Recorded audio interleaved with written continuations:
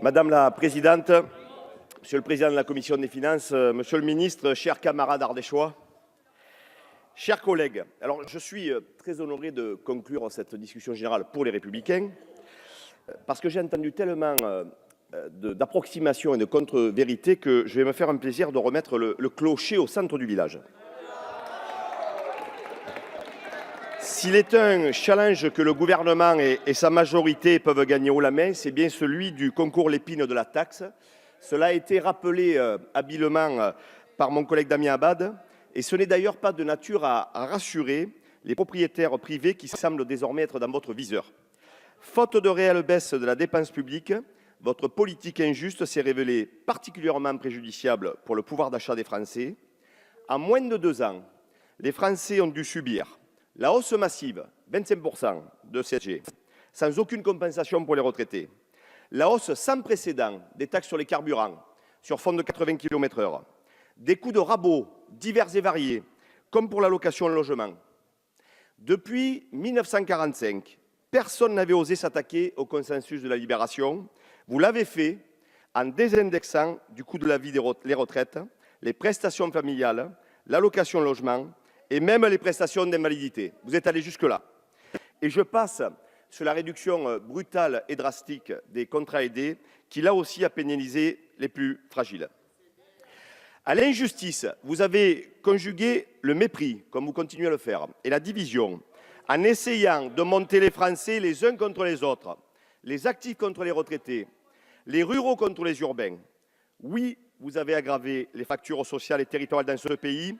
Oui, vous avez pénalisé le pouvoir d'achat, particulièrement des plus modestes et des classes moyennes. Voilà pourquoi il nous faut réparer ce que vous avez abîmé. Et à rebours de votre matraquage fiscal, les députés du groupe Les Républicains souhaitent redonner du pouvoir d'achat aux Français. Avec une constance que personne ne peut nous contester, nous proposons des mesures simples et concrètes.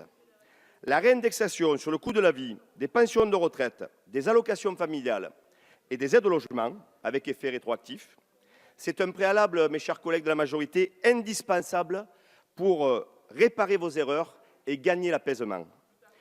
L'annulation de la hausse de la CSG pour l'ensemble des retraités, car les retraités ne sont pas des nantis. Ils ont travaillé toute leur vie pour mériter cette retraite. Et là, vous brisez le pacte de confiance entre les générations et vous privez les retraités concrètement d'1 mois de pension chaque année.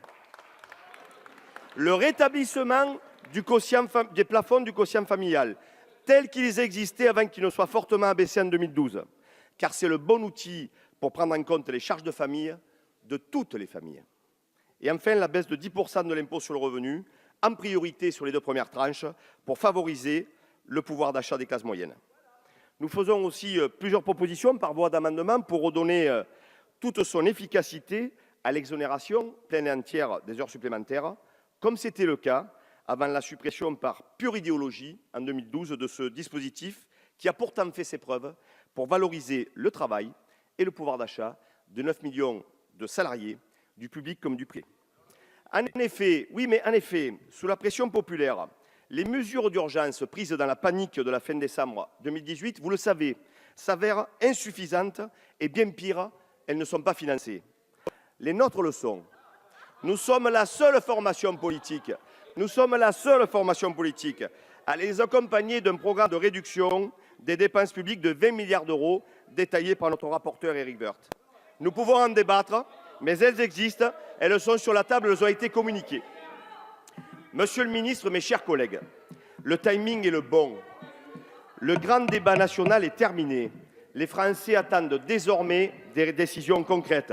Et certainement d'ailleurs pas celles annoncées par la presse économique par le Premier ministre ces derniers jours, avec les pièces détachées auto, les syndics de propriété, le permis de conduire. Quelle vision stratégique, mais enfin il vous reste au moins encore l'augmentation du prix de l'électricité. Soyons sérieux, ne laissons pas un président isolé décider seul dans son bureau. Débattons ici, aujourd'hui, projet contre projet. Comment accepter que vous puissiez vous défiler sur le fond, vous débiner par quelques artifices législatifs ou motions de procédure dont vous nous avez si souvent gratifié? Mes chers collègues de la majorité, débattons de l'emploi, débattons du taux d'emploi, débattons du pouvoir d'achat. Osez, sinon la fronde, osez l'impertinence. Les esprits libres le savent, tout comme les amateurs de bonne chère. Il faut de l'impertinence dans l'analyse, comme un peu de poivre dans le ragoût. Et ce, dans le but de surprendre les neurones ou les papilles. Et c'est le président du groupe d'études sur la gastronomie qui vous le dit. Alors surprenez-nous. Pour une fois, emparez-vous de ce texte. Débattons devant les Français, devant les perdants de votre politique, au rang desquels les retraités, devant ces femmes et ces hommes, trop nombreux, qui, même en travaillant, ont du mal à boucler les fins de mois, pour répondre enfin à ceux qui payent toujours plus et qui n'ont jamais droit à rien. Merci, monsieur le député Brun.